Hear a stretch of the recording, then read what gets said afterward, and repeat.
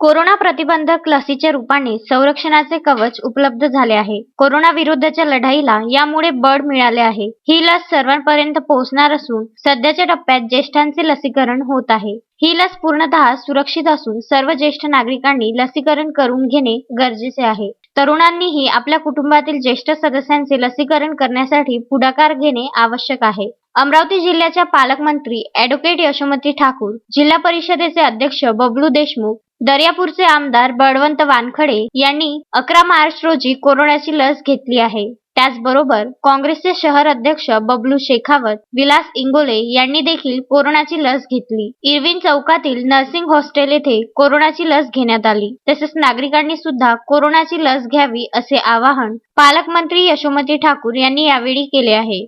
माझं सगळ्यांना विनंती आहे की सगळ्यांनी बिलकुल यावं. त्यातल्या त्यात सिनियर सिटिझन्स जे आहेत त्यांनी तर नक्की यावं आणि हे संरक्षणाचं कवच आपण आपल्याला स्वतःला द्यावं.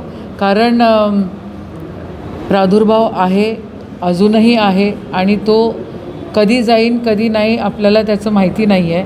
पण इंजेक्शन घेणं आपल्याला स्वतःला संरक्षित करणं आहे. अमरावती जिल्ह्यामध्ये जवळपास 50,000 लोकांनी इंजेक्शन्स घेतलेले आहेत. आज आम्ही सुद्धा घेतलेले आहेत.